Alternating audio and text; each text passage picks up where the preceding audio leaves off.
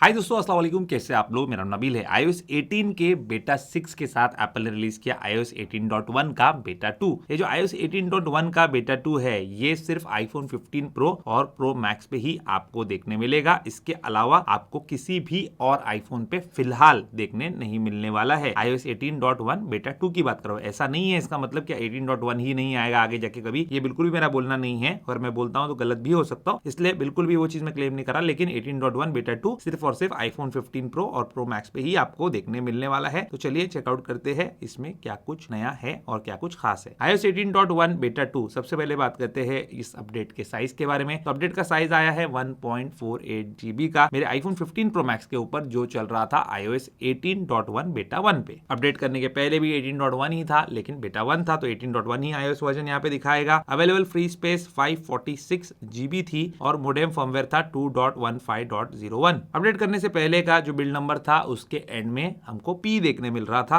और अपडेट करने के बाद यहाँ पे 18.1 ही हमको देखने मिल रहा है। लेकिन अगेन सरप्राइजिंगली यहाँ पे आपको अवेलेबल फ्री स्पेस जो है बढ़ा हुआ देखने मिलेगा 5 से 6 GB तक। तो यहाँ पे ये बहुत अच्छी बात है, 550 GB का अवेलेबल फ्री स्पेस है, और एक नया मोडेम फर्मवेयर भी आया है जो कि है 2.16.00। इस वाले अपडेट का जो बिल्ड नंबर है इसके एंड में आपको E देखने मिल रहा है, यानी कि इसका जो स्टेबल वर्जन है, जो RC वर्जन है, वो काफी दूर है। अभी iOS 18 बेटा 6 का आपको जो बिल्ड नंबर है उसके एंड में B देखने मिल रहा है, यानी कि उसका जो फाइनल स्टेबल वर्जन है वो एक 2-3-4 अपडेट जो है उतना ही दूर है। अब यहाँ पे बात करते हैं दोस्तों इस वाले अपडेट में आपको क्या कुछ नया देखने मिलने वाला है। तो यहाँ पे एप्पल इंटेलिजेंस एंड सीरी में चले जाते हैं, तो ये जो है अब यूरोपियन यूनियन के भी कुछ लोग इस्तेमाल कर पा रहे हैं, अगर वो लोग लैंग्वेज को इंग्लिश यूएस और रीजन को इंग्लिश यूएस सेट करते हैं। लेकिन पूरी तरीके से अभी वहां पे काम नहीं कर रहा है। लेकिन अगर आप इंडिया में हो, लैंग्वेज को और रीजन को इंग्लिश यूएस सेट कर दो, उसके बाद आपका काम यहाँ पे हो जाएगा और एप्पल इंटेलिजेंस के फीचर्स आप इस्तेमाल कर पाएंगे। सीरी का नया एनिमेशन मैंने आपको बताया था, उसके अंदर देखिए यहाँ पे चेंज आया है। पूरा जो स्क्रीन है वो वॉबल यहाँ पे करने लगा है। तो यहाँ पे अगेन मैं आपको ये चीज दिखाता हूँ, जरा यहाँ पे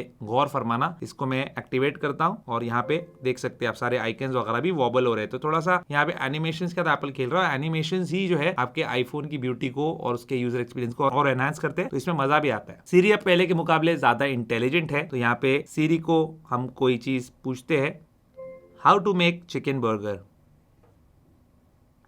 तो यहाँ पे देख सकते हैं, जैसे मैंने इसको पूछा how to make chicken biryani, तो उसने कुछ मुझे वीडियोस ढूंढ के बता दिए। बर्गर के बारे में पूछ रहा तो उसके कुछ वीडियोस बता रहा है, तो थोड़ा सा बेटर है, लेकिन अभी भी दिल्ली इसकी बहुत दूर है। iOS 18.0 का हाइट डिस्ट्रैक्शन वाला जो फीचर है, अब वो यहाँ पे आपको देखने मिल रहा है। यहाँ पे एक वेबसाइट खोल लेते हैं, टाइम्स ऑफ इंडिया का ही खोल लेते हैं। बहुत ज्यादा एड्स ये लोग यहाँ पे दिखाते रहते हैं, जैसे यहाँ पे ये एड आ रहा है। अब मुझे ये बहुत डिस्टर्ब करता है। देखिए पूरा जो पेज है एड से भरा हुआ है। तो क्या करना है हमको, बस यहाँ पे टैप करना है, यहाँ पे टैप करके हाइट डिस्ट्रैक्टिंग आइटम्स पे क्लिक करना है। अब जहाँ पे भी क्लिक करेंगे जैसे इस पे, तो हाइट पे टैप करेंगे, बहुत ही एक अच्छा एनिमेशन आएगा और बड़ी सफाई से यहाँ से जो ऐड है वो हट जाएगा। यहाँ पे जो ऐड है ये भी मैंने हटा दिया है, और अगर मेरा काम हो चुका है ऐड हटाने का तो डन करूँ, और यहाँ पे मैं अब रीडिंग स्टार्ट कर दूं। जैसे ये भी ऐड आ गया, यहाँ पे मुझे हटाना है, यहाँ पे बस टैप करना है। हाइट डिस्ट्रैक्टिंग आइटम्स, ये one of the best feature मुझे लगा। वन ऑफ द बेस्ट मतलब जितने बेस्ट फीचर्स है उसमें से ये भी एक बेस्ट फीचर मुझे लगा iOS 18 का। यहाँ पे हाइट दबाया और ये गायब हो गया। iOS 18 में भी आ गया है, 18.1 में भी आ गया है। तो इसमें एप्पल इंटेलिजेंस की जरूरत नहीं है। आपको 15 Pro Pro Max के ऊपर ही ये देखने मिलेगा, ऐसा कुछ नहीं है, पुराने आईफोन पे भी देखने मिल जाएगा। होम पेज एडिट भी आ गया है। होम पेज एडिट कैसे करते थे हम, पहले यहाँ पे टैप करते थे, फिर इस पे टैप करते थे, फिर इस तरीके से होम पेज एडिट करते थे। But it was more of a hidden feature, एक हिडन फीचर जैसे था, ये छुपा हुआ था। तो यहाँ पे एप्पल ने क्या किया, इसको यहाँ पे लेके आया, जहाँ पे हम एडिट करके कस्टमाइज करते हैं उसके नीचे एडिट पेजेस करके आपको देखने मिलेगा। यहाँ से आप पेजेस को ऑफ कर सकते हैं या फिर डिलीट कर सकते हैं, या एडिशनल पेजेस आपको ऐड करना है तो कर सकते हैं, एडिट कर सकते हैं। बेसिकली पूरे पेजेस को यहाँ से थोड़ा ईजी रहेगा लोगों को समझने में। एप्पल मैप्स और फाइंड माई के लिए आपको नया ऐप आइकन देखने मिल रहा है। फाइंड माई के लिए देख सकते हैं ये वाला है, और एप्पल मैप्स के लिए ये वाला। कॉल रिकॉर्डिंग की अगर बात करें तो कॉल रिकॉर्डिंग अच्छे से काम कर रही है। कॉल रिकॉर्ड्स आपके नोट्स में सेव हो रहे हैं, उसको आप ट्रांसक्राइब कर पा रहे हो अगर इंग्लिश लैंग्वेज में आप बात करते हो तो। लेकिन अभी फिलहाल ये जो कॉल रिकॉर्डिंग है ये सिर्फ iOS 18.1 के लिए ही रिजर्व्ड है। 18.0 पे अभी आया नहीं है, तो बिल्कुल भी कहा नहीं जा सकता कि पुराने फोन्स पे कॉल रिकॉर्डिंग आएगी या नहीं आएगी। अभी फिलहाल सिर्फ 15 Pro और Pro Max पे ही मिल रही है। पुराने फोन में 15 और 15 प्लस तो आते नहीं, उनपे भी कॉल रिकॉर्डिंग अभी फिलहाल देखने नहीं मिल रही है। हो सकता है आगे जाके एप्पल इसको लेके आए, और लेके आना भी चाहिए। कंट्रोल सेंटर में कुछ नई चीजें ऐड हुई है।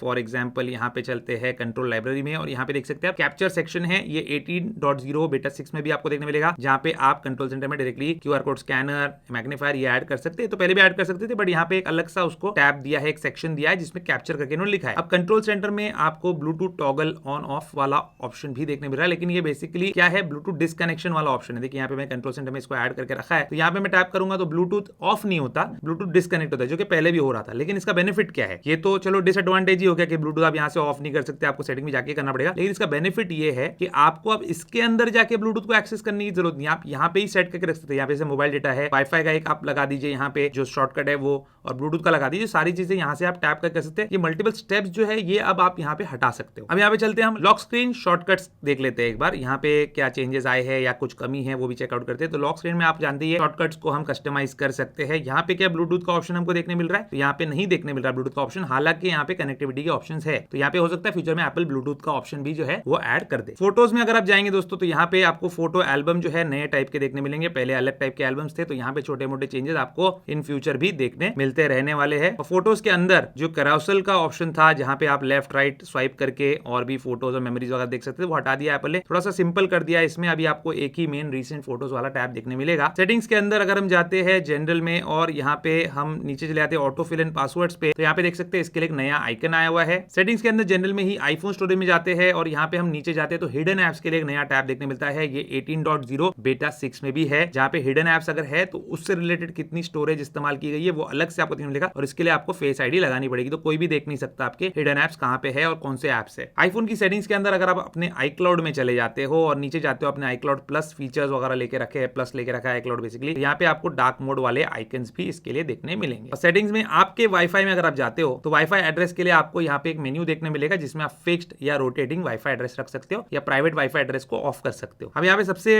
बड़ी न्यूज ये है कि वॉलेट एप्लीकेशन जो है उसके अंदर आप जाएंगे तो आपको कैश नजर आएगा, एप्पल कैश इंडिया में। तो क्या आप इसको सेटअप कर सकते हैं, आइए आपको बताता हूँ। इसका शॉर्ट आंसर है नहीं, लेकिन फिर भी आपको बता देता हूँ। यहाँ पे देखिए एप्पल कैश आ गया है, कंटिन्यू पे टैप करता हूँ और यहाँ पे ये फेस आईडी मांगता है, फेस आईडी लगा देता हूँ। सेटिंग अब एप्पल कैश बता रहा है, आप भी ट्राई करके देख लो, कुछ होने वाला नहीं है। उसका रीजन भी आपको अभी समझ में आएगा। अब यहाँ पे देख सकते हैं एप्पल कैश इस सेटअप करके लिखा है, डेबिट कार्ड ऐड करने बोल रहा है, ऐड कार्ड पे टैप करता हूँ और ये सिर्फ यूएस के कार्ड पे चलता है और यूएस का सोशल सिक्योरिटी नंबर आपको इसके लिए लगेगा और फिर ये आप इसको इस्तेमाल कर सकते हैं। और ड्राइवर्स लाइसेंस वगैरह भी वो गवर्नमेंट आईडी यूएस की मांगता है, तो फिलहाल ये काम नहीं कर। और यहाँ पे आप देख सकते हैं डॉलर्स में दिखा रहा है, तो आप भी ट्राई कर लो। ना आपके पास सोशल सिक्योरिटी नंबर होगा अगर आप यूएस से बाहर हो तो, और ना आपके पास वहाँ का आईडी होगा, तो ये चलने वाला नहीं है। और इंडिया में क्यों दिखा रहा है आप सोच रहे होंगे, तो क्योंकि हमने यूएस का रीजन और लैंग्वेज भी सिलेक्ट करके रखा है, तो मे बी इसलिए एप्पल कैश यहाँ आने के चांसेस अभी फिलहाल बहुत स्लिम है। अब चलिए दोस्तों, अब रिलीज नोट्स चेक करते हैं iOS 18.1 बेटा 2 के। तो इसके अंदर आपको बहुत ज्यादा यहाँ पे बग्स मेंशन नजर नहीं आएंगे जितने 18.0 बेटा 6 में थे, लेकिन यहाँ पे जो भी है वो मेंशन्ड है। जैसे यहाँ पे कुछ नोन इश्यूज है, आप अगर अपडेट कर रहे हो